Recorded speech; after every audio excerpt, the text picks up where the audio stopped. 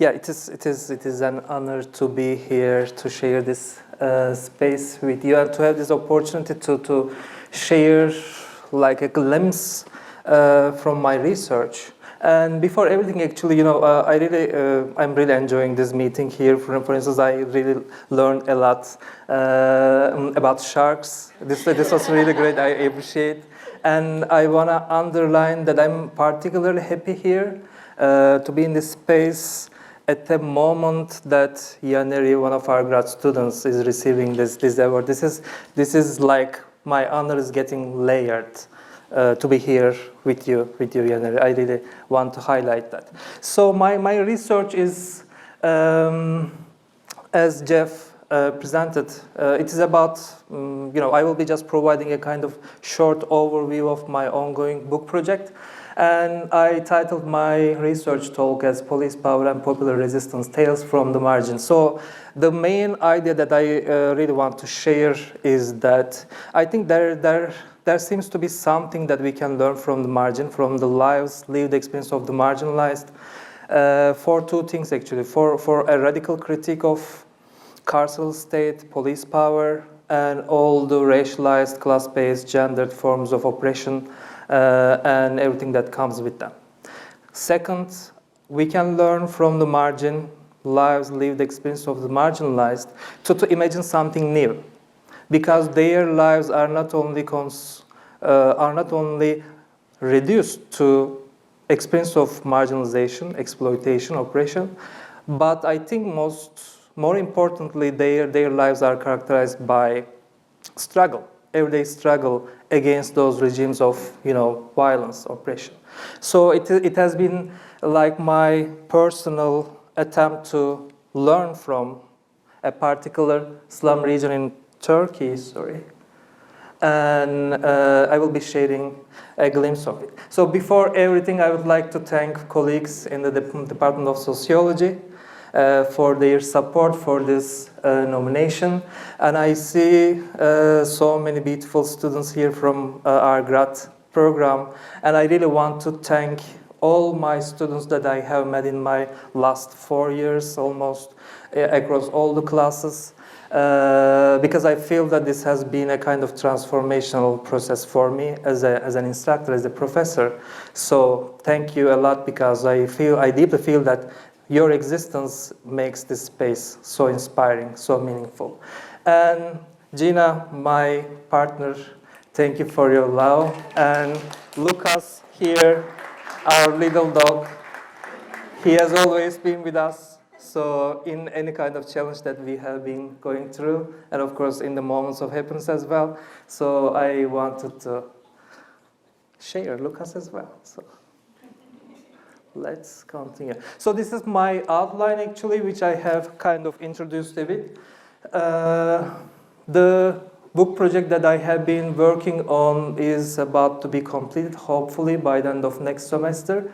And I will be just providing a context, some, you know, overview of my research context, methodology, challenges within methodology, and theoretical sources, and what I call as tales from the margin, which simply refers to a limited attempt to learn from the margin. So this is my research context. And this is a particularly large slum region in Ankara, Turkey's capital city.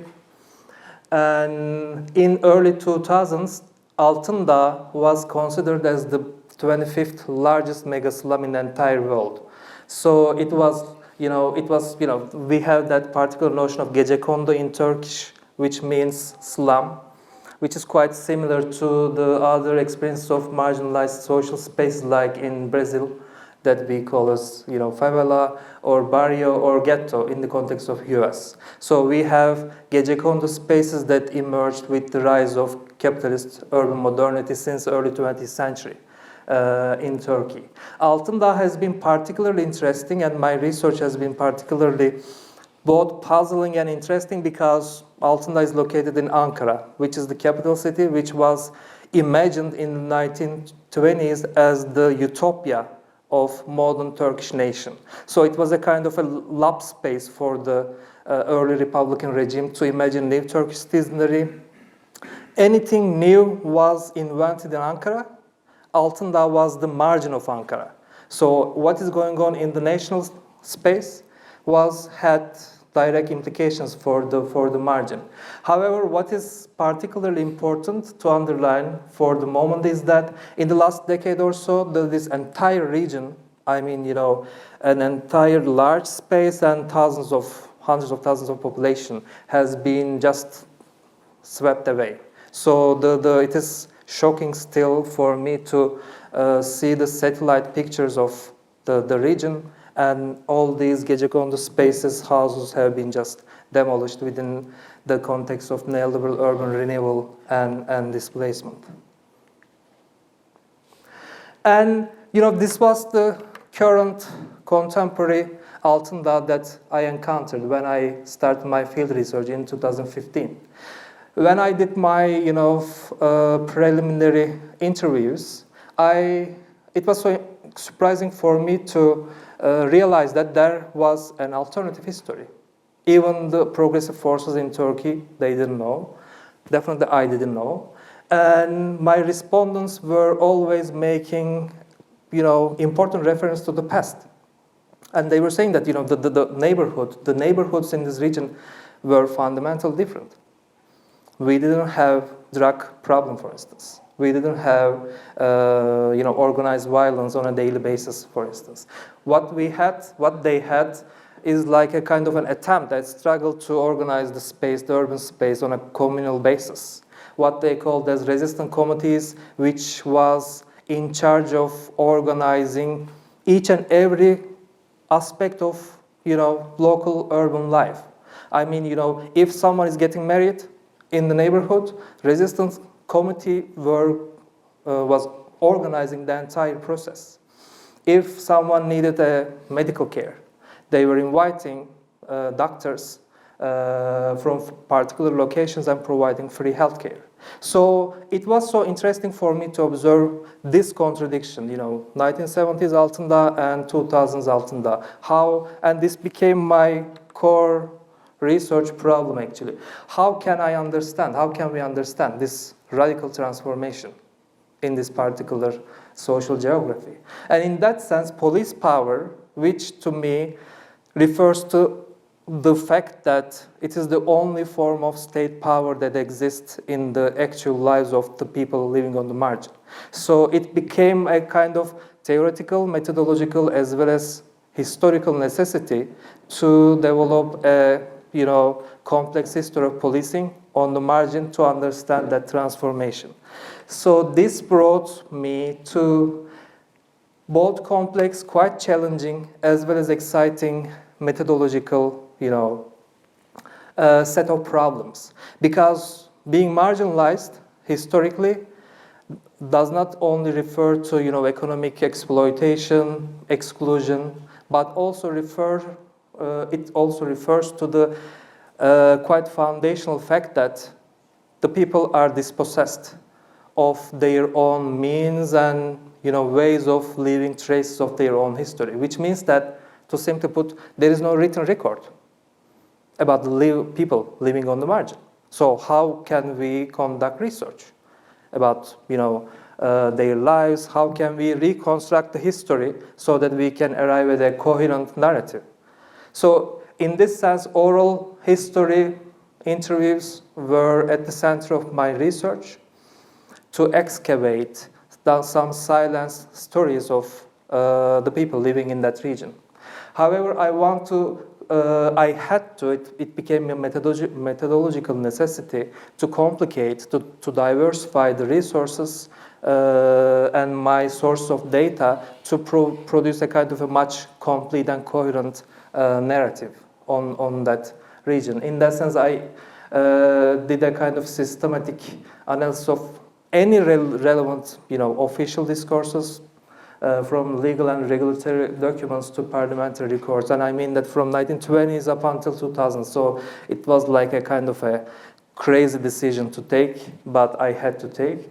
And it turned out to be quite interesting because research, this is, quite normal, natural part of research, right? When you are dealing with something, it opens additional doors to new sets of research. So one of the outcomes of this research in the future, I hope that I will be able to reconstruct the entire criminology discipline in the country from a critical perspective. So I also include visual documents, and even poems, novels, theater plays became so interesting and exciting source of data for me. Because, as I said, Altındağ is located in Ankara. Ankara is so important for modern Turkish state. So all the middle-class intellectuals, novelists, poets, were concerned about social problems that are going on in the capital city. So they wrote about Altındağ. They narrated stories about Altındağ. So it became so interesting and quite creative way to deal with that aim of reconstructing history based on some literature. And in terms of theoretical problem or theoretical framework that I employed to understand that core problem of police power on the urban margins, I am actually taking a quite expanded conception of police power. From my perspective, policing and police power in general and policing as an institution is not and cannot be limited to crime prevention and law enforcement. But police power, especially the modern police power, is fundamentally concerned with three fundamental aspects of modern life. Urban space, shaping urban space, producing spaces has been historically at the center of modern policing. Subsistence, so formation of wage labor, and quite parallel development or process of criminalization of alternative forms of living has been at the center of modern policing. And while doing all this, police power produces a particular moral order based on existing hierarchies of power, racialized, gendered, and whatnot. So understanding these three foundational dimensions of modern policing became a kind of transdisciplinary attempt for me to understand the place of policing on the urban margins. And what is particularly important for me within this theoretical framework when it meets with the historical data was that I took dialectical approach to historical analysis, which means that urban space, subsistence, and moral order, being the foundational aspects of modern policing, can be open to relational analysis. By that I mean that all these foundational aspects are open to struggle. So, to simply put, the police, Ankara police, have some idea, some project in mind about urban space, for instance. They want to create modern, planned urban space which is closely controlled, surveilled on a daily basis. However, the marginalized have their own experience with the space. So how can we integrate that experiences coming from below to complicate the story, actually? So this is a kind of an analytical framework that informs the entire book that I am working on. In one of the four most interesting aspects of this research was that by 1970s, popular illegality became a kind of an alternative moral order on the margin. By popular illegality, I mean that the marginalized in that region were engaging with alternative forms of living that define their everyday relations as a community. When that more alternative moral order comes together with radical politics, which was on the rise in the entire country by the 1970s, it became so interesting. So I felt that what the kind of, for instance, Black Panther Party, the discussions and practice of Black Panther Party by late 1960s were quite similar to what's going on in that particular slum in Turkey. So there were so many interesting connections that was fascinating for me as the researcher. And this is actually my last substantive slide to share. And I want to go back to my initial point with this last slide. I feel that adopting this relational, dynamic, dialectical approach to historical analysis, especially in the context of social or urban marginalization, in the context of carceral state or police power, provides us with a quite dynamic, non-reductionist perspective to better understand the struggles, the agents of the marginalized. So my point is that we can rewrite the history from that perspective. I think we need that kind of alternative narratives, which is on the rise, thankfully. In the last 4 decades, for instance, social history writing here in the United States and globally has been on the rise, and I think we have shifted our global historical consciousness thanks to these ever-growing literature. My main point here is that the margin, we tend to think that the margin, the lives on the margin are marginal to the social order, to the dominant social order. I think we need to shift that perspective because the margin is not marginal from the perspective of the power. It is at the center of their power strategy. It is, for instance, for Ankara police, Altındağ was the main reference point to define, design, implement their foundational policing strategies. So they were learning from the margin and producing a particular policing strategy, and then they were making it common for the entire city. So in that sense, margin should be a kind of core analytical category for a critical historical analysis. And quite similar to that point, margin is a dynamic site. It is not a mere site of passive agents who are just receiving what's coming from above. To the contrary, margin refers to quite dynamic site of social and political cultural praxis, resistance on a daily basis, which has been silenced actually, because we don't know those alternative histories of histories that had emerged on the margin. And my last point is that, which is another interesting and exciting idea that comes from within this research, and I'd like to continue with that line of thinking and possible research, is that the Altındağ case to me shows an alternative history, as I try to share, which is so linked to our contemporary moment. Especially in the US context, the radical theory and practice around evolution is so critical. And me, myself, our colleagues in the department, and so many colleagues across different departments have been trying to discuss such similar issues with our students. So I feel that after this research, I think we need to go back, because thinking about evolution, prison, policing, seems to be at first sight, it seems to be so difficult. So what is the alternative then? So to answer this question, I feel that we don't need to reinvent the wheel. We just need to go back history to better understand the lived experience of the marginalized and to better understand how they cope with structures of violence on a daily basis. So in that sense, history might become a power source for feeding our imagination into the future.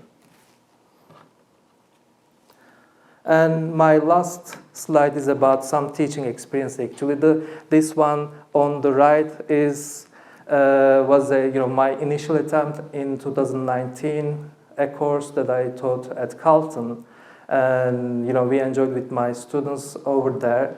And during my work with students, as Jeff shared, I designed this interesting, for me, exciting course, Marginalized Power and Radical Imagination.